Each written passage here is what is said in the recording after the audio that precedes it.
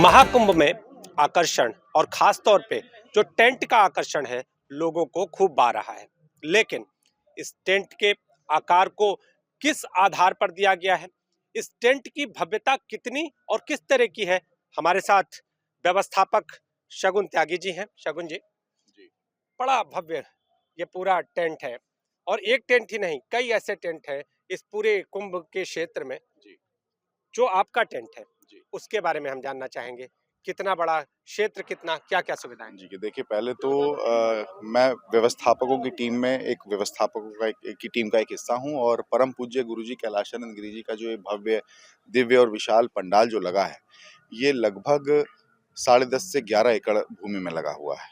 और इस पंडाल की विशेषता ये है कि इसमें भोजन करने की व्यवस्था इतनी दिव्य सुंदर है कि यहाँ अलग-अलग तरीके की भोजन करने की व्यवस्था की गई है। यहाँ जो जो परमानेंट लोग, जो कल्पवास करने वाले लोग हैं या प्रवास करने वाले लोग हैं, उनके लिए भोजन की व्यवस्था अलग है।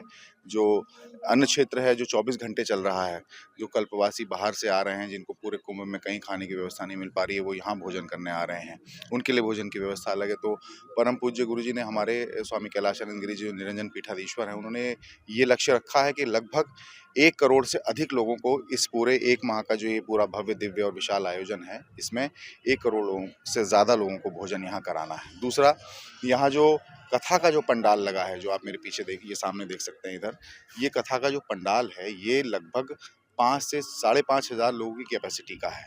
तो इसमें इतने लोग बैठ सकते हैं और खड़े होने के साथ अगर इसकी कैपेसिटी को देखा जाए तो कम से कम 7,000 लोग इसके अंदर आ सकते हैं जब इसमें कथा होगी। जैसे यहाँ मृदुल कृष्ण शास्त्री जी की कथा होने जा रही है 19 जनवरी से, उसके बाद में परम पूज्य गुरु जी की खुद की कथा है 31 जनवरी से 3 फरवरी तक जो कि चलेगी। तो यहाँ उनके लिए व्यवस्था है। दूसरा, यहाँ जिस तरीके से विदेशी लोग आ रहे हैं, विदेशी लोगों के लिए उनकी सुविधाओं को देखते हुए, उनकी जो ज़रूरत है उनको देखते हुए यहाँ अलग से व्यवस्था की गई है। कल्पवासी हैं, उनके लिए अलग से व्यवस्था की गई है।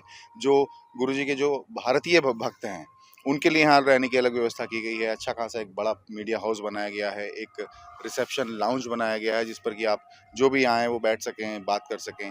तो अभी क्या है कि थोड़ा सा समय लग रहा है सेटल होने में, तो ये चीज़ें सेटल हो जाएंगी। और चूंकि इस बार माँ गंगा ने जो है स्थान बहुत देर में छोड़ा, तो ज़मीन भूमि का आवंटन जो हुआ वो बहुत देर से हुआ। तो तैयारियां करने के लिए जो है सरकार को भी और यहाँ जितनी भी टेंट की व्यवस्था देखने वाली कंपनियां, उनको भी समय थोड़ा कम मिल पाया, हमें भी थोड़ा समय कम मिल पाया। तो ये निर्माण और जो व्यवस्थाओं का जो दौर है वो चलता रहेगा। मंदिर का आकार आप लोगों ने दिया, जी। इसके पीछे कुछ खास? अब मैं इसी पे आ रहा था, आपने बहुत अच्छा प्रश्न कर लिया।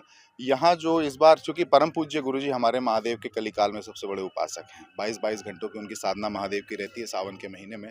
तो उनका ये मन था कि इस बार महादेव को ही केंद्रित करके यहाँ इस शिविर का जो है वो प्रारूप तय किया जाए। तो उन्होंने आप देख सकते हैं कि ये बाबा केदारनाथ जी का मंदिर यहाँ इन्होंने बनवाया, उसका प्रारूप देने की कोशिश की है। और इधर अगर आप देखेंगे तो ये जो कथा का पंडाल है, ये बद्रीनाथ धाम का जो मुख्य द्वार है, आप उसकी इसमें स्मृति का जो है वो अनुभव कर सकेंगे। तो उसको देखते हुए इसका प्रारूप तय किया गया।